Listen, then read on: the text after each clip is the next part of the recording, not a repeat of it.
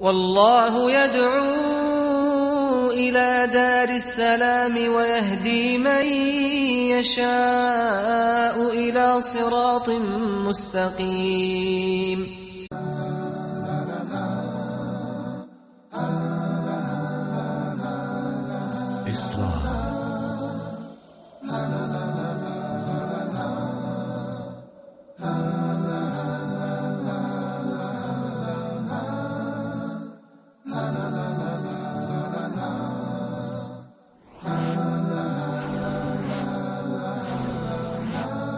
Islam 101. Bismillah ar-Rahman ar-Rahim. Wassalatu wassalam ala nabiyyina al-amin wa ala alihi wa ashabihi ajma'in. Welcome again to a new episode of Islam 101, where we deal with the basic fundamentals of al-Islam and explaining the tenets. And today, we're going to continue what we've begun in our previous 3 episodes. And we're dealing today again with the Hadith of Gabriel, the Hadith of Jibreel. And we've arrived at this point to the discussion that's centered around Al-Qadr, the divine decree. In our last episode, we left off by saying the statement of the Hibr, or the Habr of the Ummah, of this nation, Abdullah ibn Abbas. They call him the Hibr, meaning the ink of this Ummah, because he was knowledgeable and he was busy with teaching. And they call him the Habr as well, which means he's like from the ulama, the scholars, the Rabbaniyin, those tremendous scholars. Abdullah ibn Abbas, after the death of Rasulullah sallallahu alaihi wasallam, he was like the rest of the companions. He began to teach the tabi'un, those people who came after the companions. He was a scholar and a teacher in Medina, and then he went to Mecca. So he had many students who the Muslims should come to know. Mujahid, Qatada, and other than them. They used to ask him questions. And they said to him one time, Ya Abdullah ibn Abbas, what about the Qadr? We want to know about the Qadr. In one narration he said, Al-Qadru sirullah. The Qadr is Allah's secret. He hasn't shared that with all of us. He didn't tell us all of the details about the Qadr. He left the knowledge of it with him. In another narration, he said, the Qadr is a dark street. Don't go down it. So I ask you, if you came to where I come from, the area in the East Coast in America, in New York, somewhere like that, and there was a dark street, an alleyway, would you, Sardar, would you walk down a dark street, an alleyway in the mean streets of New York City? No, of course not. That's the answer. Of course not. Well, delving into the Qadr and this issue and trying to deal with it and know all of the details is more dangerous than that. I prefer to go down a dark street in New York City than to try to figure out the details of the Qadr, because there are certain things that we're not meant to understand every angle of it. And that is what faith is all about. Al-Iman. You just have to believe it.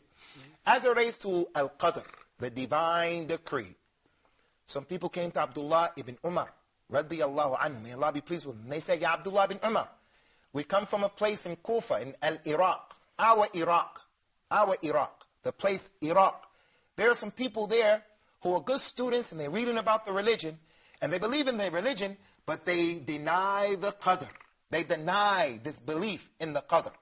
There are people who are saying, they're using their minds, how is it that Allah could write down that a person would die on disbelief? How is it that Allah will cause an airplane to crash and 300 people die? How is it that someone can hijack a car in New York? That means they get in the back seat with a gun and they shoot the lady and shoot her kid. How is that? Why would Allah do such a thing? Why? How? We don't believe in this. We don't believe in the Qadr. We don't believe Allah knows what's going to happen until it happens.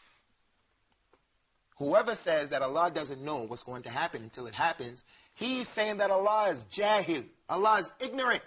But in Al-Islam we say no. Allah is alim. Allah is khabir. Allah is all of that which necessitates him being the khaliq, the one who knows everything. He knows every single thing. So when Abdullah bin Umar heard that, he said, I want you to go back and tell those people that I'm free from them and they're free from me. And Allah will not accept from them any of their deeds until they believe in Al-Qadr. And then he told them the hadith that his father narrated, the hadith of Jibreel that we're dealing with here today. So that was the understanding of the companions of Rasulullah sallallahu alaihi wasallam as it relates to the qadr. And that's what is up to us to understand. Right now, I have 100 pounds, British pounds in my pocket right now, 100. I'll give it to you, 100 pounds. Right now, if you can tell me, what did you have for dinner yesterday before I counted 10? 1, 2, 3, 4, 5, 6, 7, 8. He doesn't know. And most people don't know. They're going to have to figure it out. And you're the closest person to yourself, and you don't know what you ate for dinner yesterday, but you want to come today and deal with the qadr and say, I don't accept, I don't. Nah. You don't even know what you ate yesterday. So how do you think you've been equipped to deal with the secret that Allah has kept with himself?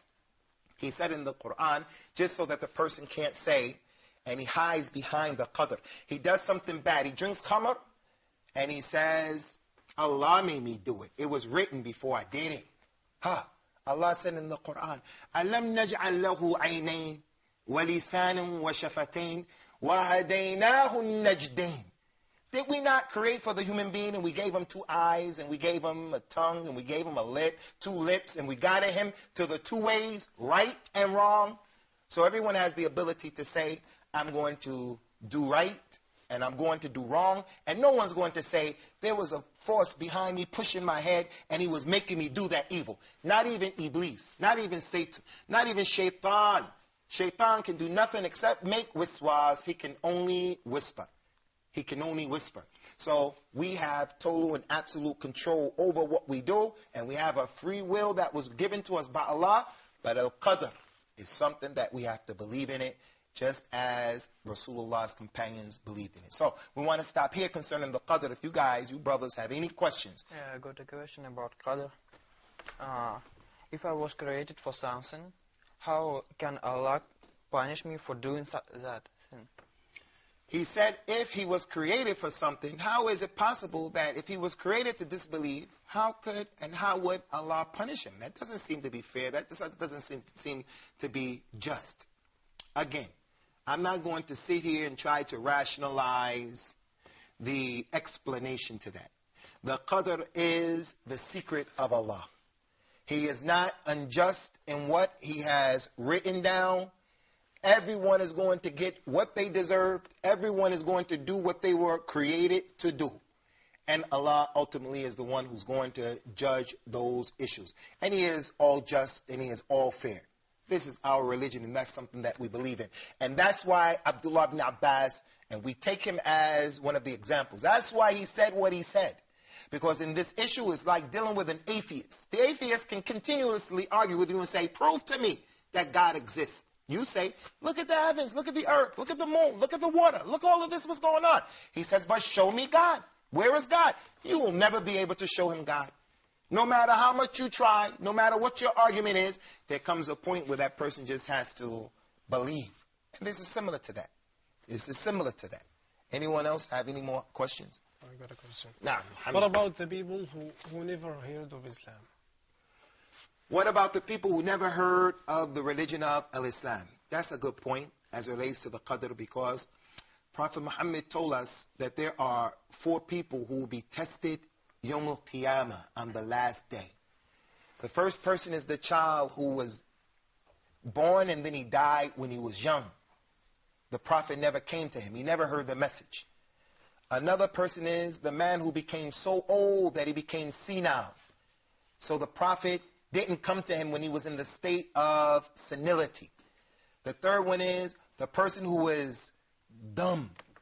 He was tried with being created in a way that he didn't have the ability to understand what people were saying. And the fourth one is the one who was crazy.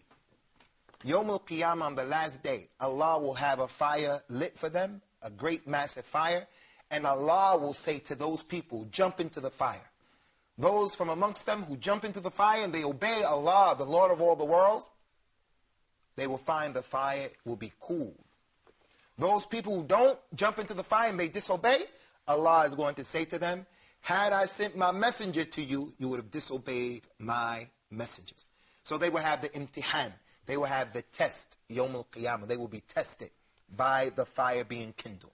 So that is what will happen. Those people who never heard the religion of Islam, they will be tested by Allah subhanahu wa ta'ala. Which brings me to an extremely critical point for my Muslim brothers and sisters. We have a responsibility to give da'wah ilallah, give da'wah to al-Islam. Rasulullah said, tell the people about me even if it's only one ayat. That's why I'm honored to be here today. I feel that this is an honor to be given this opportunity to try my best to make people understand and know what al-Islam is saying. So if you are a person who you don't know much about Islam, you may not be able to articulate Islam. No one is saying come to a studio and do what we're doing. Go to your local masjid and do the Friday sermon. No one is saying that's your responsibility. But you have to give da'wah to Allah. You have to call to Allah in your behavior.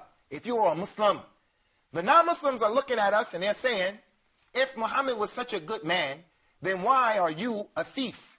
And why are you a liar? And why are you doing this? And why are you doing that? So we have to make da'wah to Allah. When I came to this country that I'm in right now, this is a Muslim country. When I was traveling here, certain women wore hijab, other women didn't wear hijab. Certain men were smoking, other men weren't smoking. Certain men were praying, other men weren't praying. So what we do is we send mixed signals to the non-Muslims. The non-Muslims don't know. Should they be wearing hijab or not wearing hijab? Should they be smoking or should they not be smoking? If Muhammad was such a good guy, such a good man, then why are you Muslims giving this particular picture of him? So I say that to my Muslim brothers and sisters. You have a responsibility to call non-Muslims to al-Islam. And I say to the non-Muslims, when you look at the Muslims, there are good Muslims and bad Muslims, just as there are good Christians and bad Christians, good Jews and bad Jews. Don't look at the Muslims as the example necessarily. You have to do what Jibreel did in the Hadith of Jibreel. He came and he said, Ya Muhammad, you are the symbol and the example. I'm going to ask you. You have to look at Muhammad sallallahu alaihi wasallam as the example. Because people are on different levels as it relates to their understanding and their commitment to the religion. So it's not an excuse that the Muslim did this and he didn't do that. And Allah knows best whether or not the person who uses that as an excuse will be able to get a chance. Allah will forgive him or not. Allah knows best. But we all have to be careful as it relates to giving da'wah to Allah. Calling people to the religion of Islam, even if it's only one ayah. We're going to take a break here, and then we'll come back, inshallah, to deal with the issue of al-ihsan. And it's almost the end of this particular hadith, this tremendous hadith. And we ask Allah to make it all successful and all good for all of us. Islam 101. Rasulullah, Rasulullah, Rasulullah, Rasulullah, Rasulullah, Rasulullah, Rasulullah, Rasulullah, Rasulullah, Rasulullah, Rasulullah, Rasulullah, Rasulullah,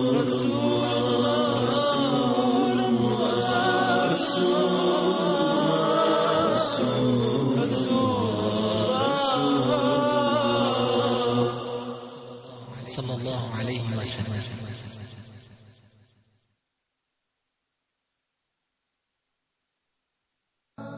Islam 101. Bismillah. Welcome back to what is the very last episode and segment to our series in the discussion and the explanation of the Hadith of Jibreel. And as we've mentioned so many times in the past, in the previous episodes, this is Islam 101, in which we're trying to do our best to give a concise and a crystal clear understanding of the basic tenets and prescripts of the religion of Al-Islam. As it relates to the last aspect of this hadith, and much can be said, is the third level of the existence of the Muslim, and that is al-ihsan. And the one who possesses al-ihsan, or perfection, he is on the highest level of existence. The first level is al-Islam. He's a Muslim. He's taking care of the 5 pillars of al-Islam, or he at least believes in them. And he knows to leave any of them alone and to be negligent in any of them is a serious issue. And then the next level, a little higher than that, on the next higher stage and level is al-Islam, al-Iman, where he is a mu'min. And now we come to the highest stage, perfection, al-Muhsin, al-Ihsan. The Prophet has ordered us to have ihsan in everything, to have perfection. He said in an authentic hadith, verily Allah orders you people with perfection. So if you do something, do it very well. If you slaughter an animal, slaughter it well. Take the knife, he said, and make sure that you sharpen it so as to spare the suffering to the animal. That's what our religion says to us as it relates to the food that we're going to eat. That we don't take a blunt instrument and cause the animal to suffer. We have to have ihsan. We have to sharpen it so that in one or two goes, and when you strike the jugular vein on the neck, the animal is relieved from any suffering. If Al-Islam has ordered us with ihsan, perfection, in the way we slaughter a rabbit, a bird, a chicken, then what do you think would be the case in the religion as it relates to al-ihsan, perfection, in being a brother, perfection in trying to call people to Islam, perfection in being a husband, being a wife? What do you think our religion would say as it relates to perfection in dealing with non-Muslims? Then, of course, this is more important than a bird or another one of these small animals like a rabbit. So he, in this hadith of Jibreel, when he was asked, what is ihsan? What is perfection? He said, perfection is you should worship Allah as if you see Allah. Right now, you brothers are looking at me right now. The audience, they see me right now. As a result of the eyes being trained upon me, I'm going to act a particular way. I'm going to act a certain way. I'm going to behave a certain way. It's like the CCTV, the camera, the closed circuit TV. If you know that the camera is on you, the person is never going to steal from the store. If he knows the camera is on them, as I've seen certain people who work in restaurants, they have to put a camera in the area where they're cooking the food because some of the workers throw things inside of the food because they don't like their job. But if they know that the camera is on them, they're not going to do that. Well, that's what ihsan is, that you worship Allah and you act and believe as if he sees you. And even though, as if you see him, and even though you don't see him, you know for a fact that Allah sees you. So that means that the Muslim doesn't allow himself to be found by Allah in a place where he shouldn't be. He shouldn't allow himself to be found or seen by Allah in a condition that he wouldn't allow other people to see him. And in an authentic hadith, the Prophet told us to have hayat, to have modesty and shyness. He said, have shyness of the people. Have shyness of Allah the same way you have shyness from the religious man from amongst you. So if there's a man who is known for his being religious, we're going to act a certain way. Those of us who smoke, and smoking is a terrible crime, and it's a sin, and it's haram. I know people who smoke, and they're trying to kick the habit, who at the age of 40, they still don't smoke in front of their parents out of respect. They don't want to allow their parents to see them smoking. So this is similar to the issue of al-ihsan as it relates to Allah. That a person behaves in a way in which he feels that he sees Allah. And even though he doesn't see Allah, he knows that Allah sees him. And as a result of that, he curtails his behavior, and he behaves in a way that is showing that he is conscious of the fact that Allah subhanahu wa ta'ala most high is viewing him. Finally, as it relates to the hadith of Jibreel, Rasulullah sallallahu alaihi wasallam made mention of some of the signs of Yawm al-Qiyam, of the last day.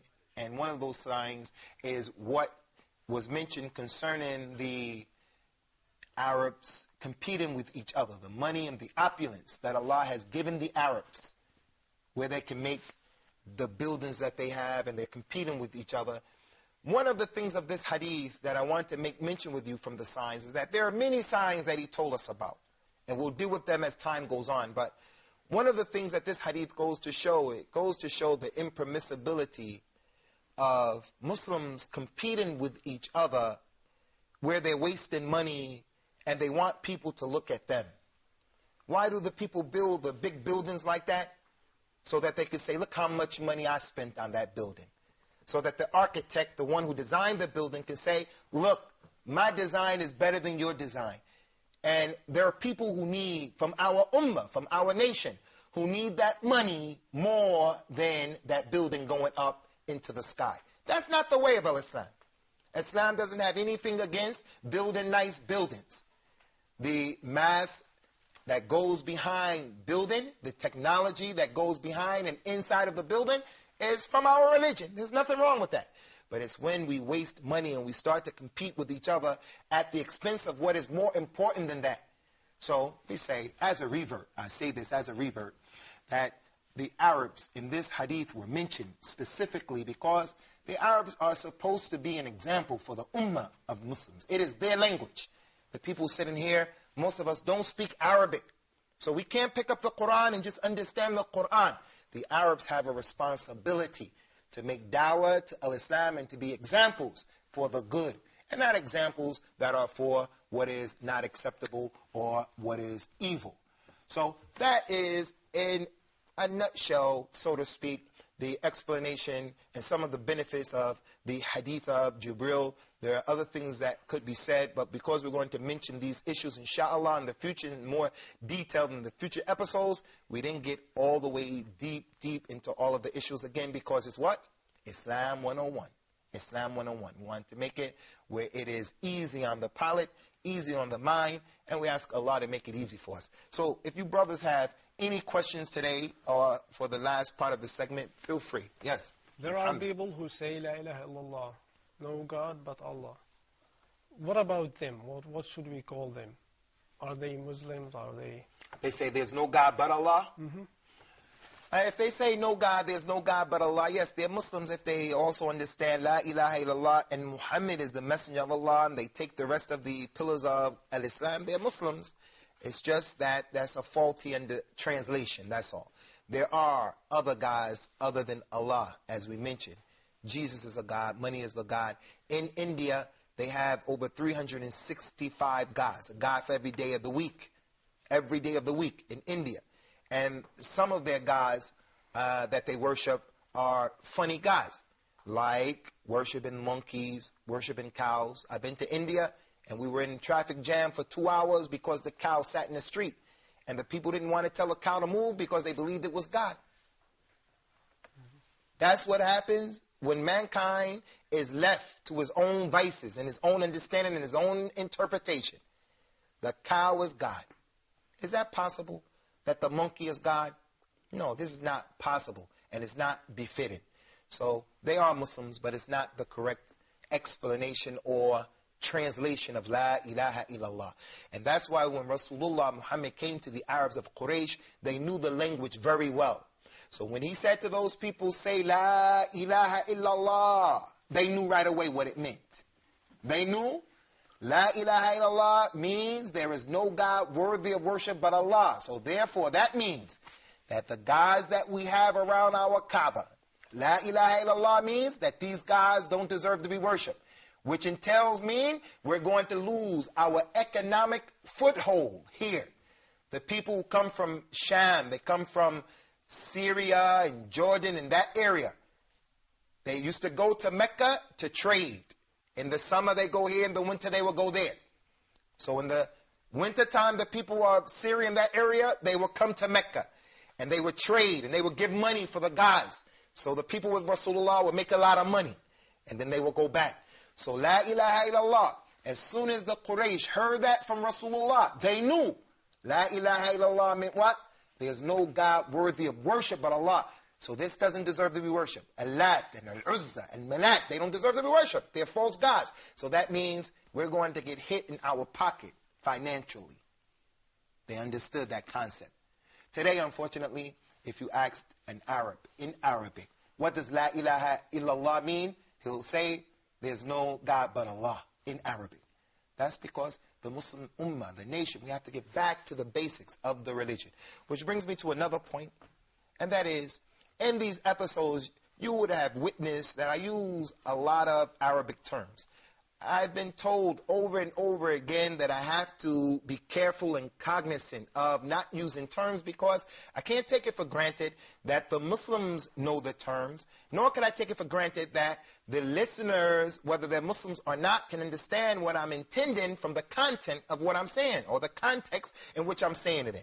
So I first want to apologize. I should try al-ihsan and be a perfect example in what I'm saying, but sometimes I forget. So I want to apologize, first of all. Second of all, we'll do our best to come back to try to explain what this term is and what that term is, and we'll try to stay away from the Arabic terms altogether. But for my Muslim brothers and sisters, the religion of Al-Islam is a religion that was revealed in the Arabic language. And it was revealed in Arabic for some wisdom that's with Allah. And one of the wisdoms is the Arabic language is a precise language in the way that it is. It is an eloquent language. It is the last book for you to know what Allah is wanting and commanded.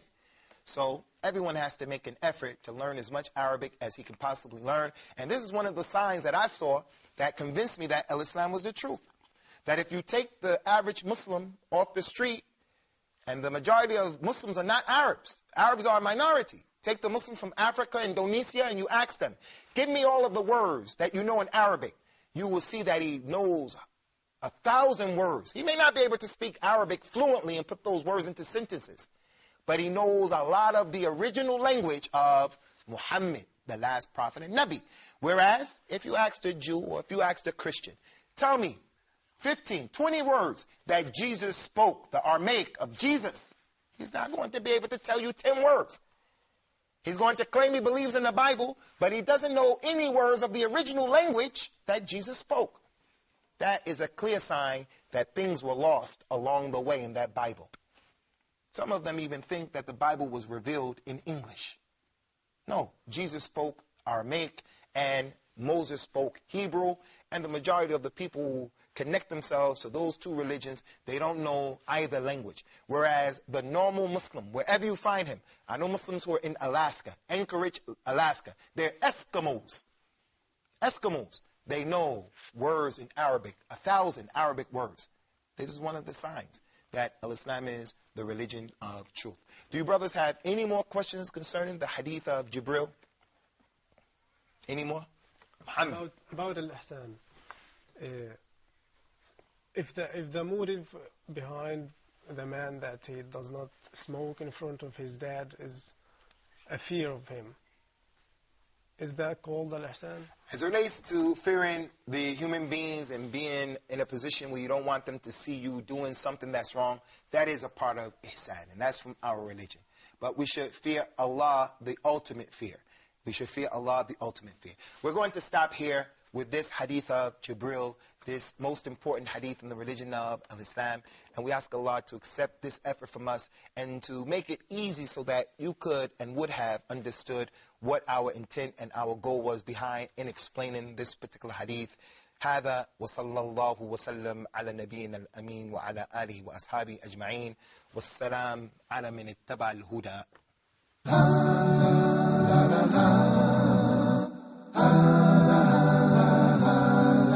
Islam.